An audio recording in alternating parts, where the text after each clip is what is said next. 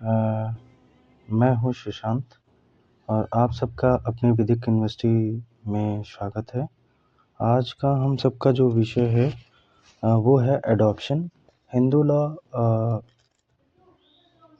की सीरीज़ को हम लोग जारी किए हुए हैं और इसमें हम लोग वन बाय वन टॉपिक्स को कवर करते हुए आगे बढ़ रहे हैं। तो हम लोग इसमें Hindu adoption and maintenance act 1956 में हम लोग आज जो है एडॉप्शन की प्रक्रिया को समझेंगे कि एडॉप्शन या दत्तक ग्रहण किस प्रकार होता है और क्या होता है और कौन दत्तक लेने के लिए सक्षम है और कौन दत्तक पुत्र को देने के लिए सक्षम है। इन सब चीज़ों को हम लोग जानने का प्रयास करेंगे और समझेंगे कि किस किस प्रकार के प्रावधान हिंदू दत्तक ग्रहण अधिनियम 1956 में किए गए हैं और एक स्त्री को दत्तक ग्रहण करने के लिए क्या जो है उनके कैपेबिलिटीज़ हैं, उन सब को समझेंगे। तो दत्तक ग्रहण का अर्थ होता है किसी दूसरे के बच्चे को अपना बच्चा बना लेना, अर्थात निसंतान व्यक्ति का संतान वाला बन जाना। कोई भी व्यक्ति है जिसके पास संतान नहीं है या बच्चे नहीं है, वो किसी दूसरे बच्चे को ग्रहण करने की प्रक्रिया ही एडॉप्शन या दत्तक ग्रहण कहलाती है।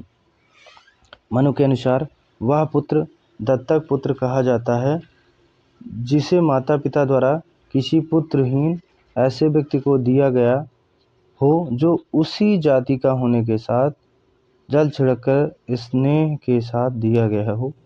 ये मनुस्मृति में बात बताई गई है, परंतु आज की डेट में ऐसा नहीं है।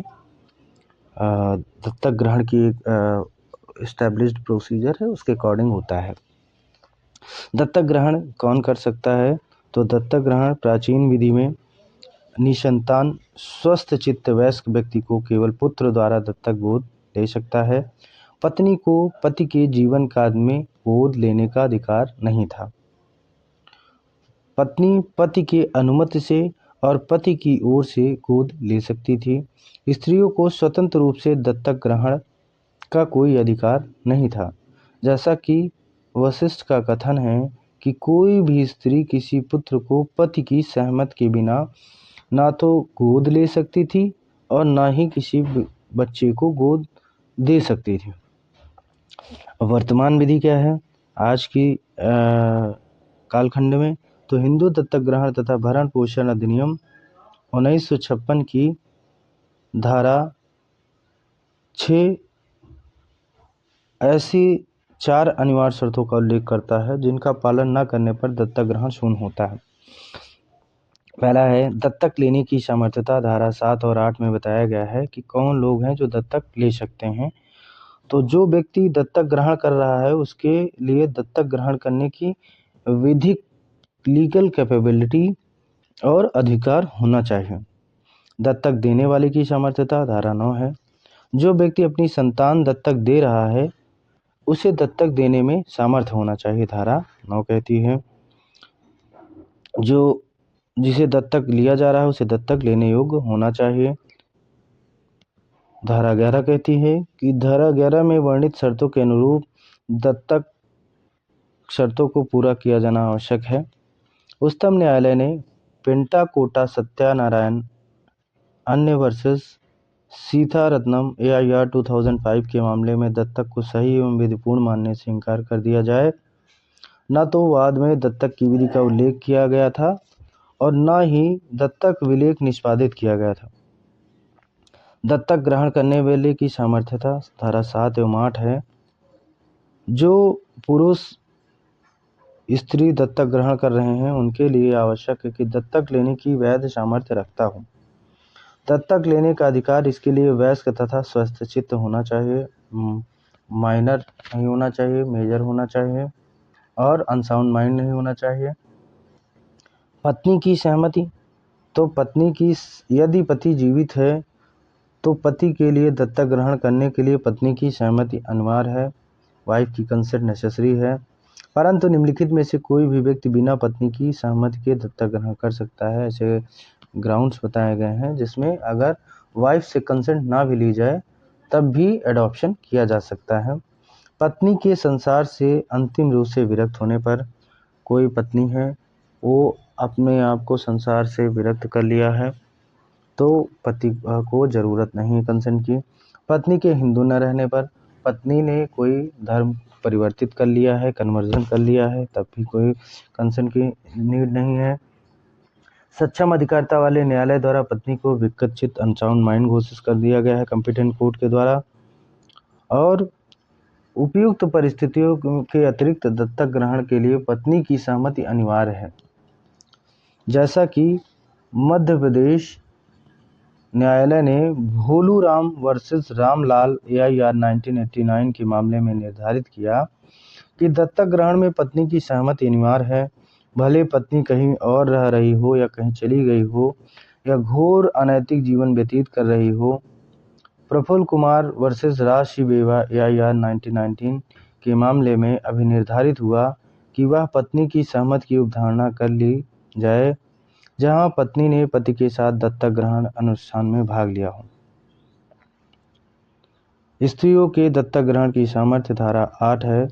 अधिनियम लागू होने की पूर्व विधवा तभी दत्तक ग्रहण कर सकती थी जब मृतक व्यक्ति ने दत्तक ग्रहण के लिए प्राधिकृत किया हो। वर्तमान अधिनियम विधवा अथवा अविवाहित स्त्री को दत्तक ग्रहण का अधिकार देता है। विधवा स्त्री बिना पति के प्राधिकार के ही दत्तक ग्रहण कर सकती है, परंतु विवाहिता स्त्री को सामान्य परिस्थितियों में दत्तक ग्रहण का अधिकार नहीं है।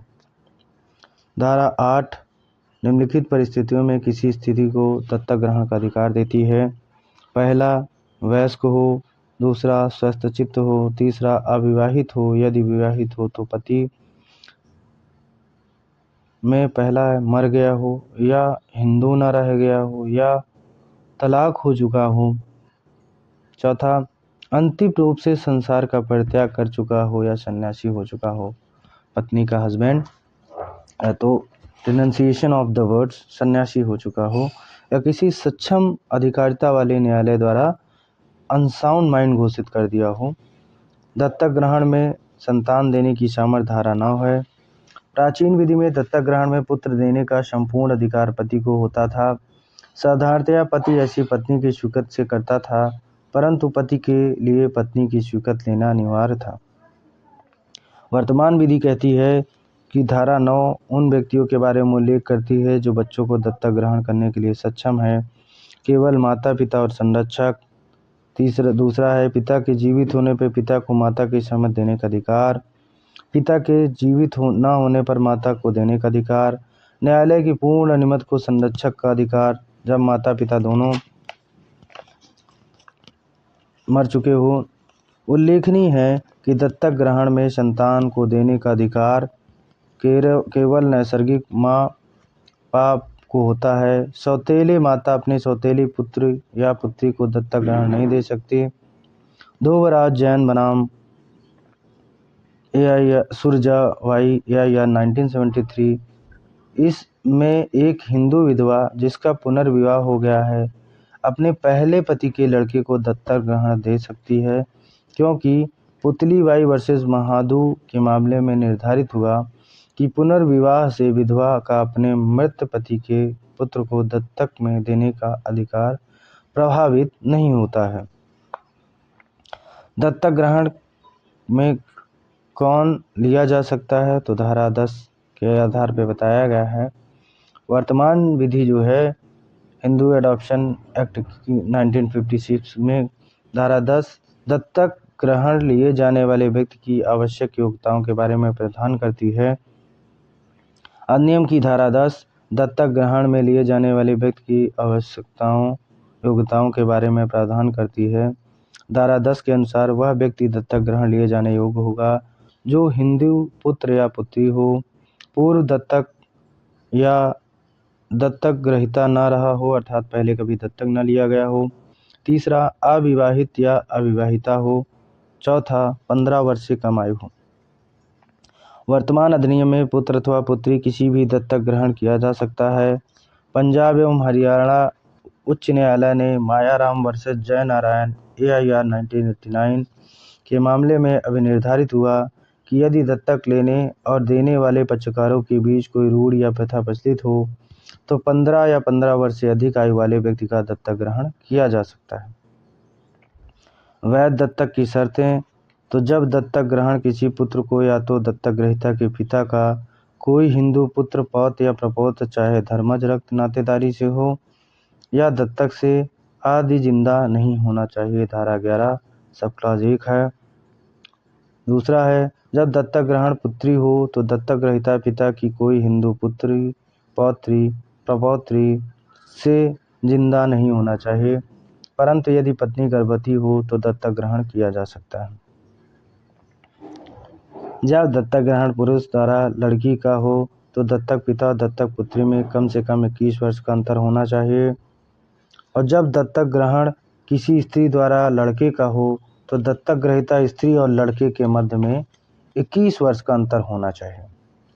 मतलब कोई हस्बैंड करेगा तो जो डॉटर अडॉप्ट होगी उन दोनों के बीच में डिफरेंस 21 साल का होना चाहिए। कोई मदर किसी चाइल्ड का अडॉप्शन कर रही है तो उस सन और मदर के बीच में 21 ईयर का गैप होना चाहिए।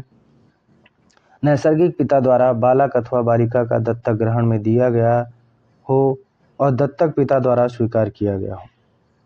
एक ही बालक 2 या 2 से अधिक व्यक्तियों द्वारा एक साथ नहीं लिया जा सकता। हनुमंत लक्ष्मण सालू के विधि प्रतिनिधि द्वारा श्री रंगनारायण 2006 के मामले में अभी निर्धारित हुआ कि धारा 11 सब क्लास 4 में वर्णित बंध है कि दत्तक ग्रहण के समय दत्तक ग्रहीता माँ और दत्तक लिए जाने वाले पुत्र में कम से कम 21 वर्ष का अंतर होना चाहिए। यह उपबंध आज्ञात्मक प्रकृति के हैं। इस मामले में दत्तक लेने वाली माँ की आयु जिस लड़के को दत्तक लिया जा रहा था उसकी आयु में 21 वर्ष से कम का अंतर था।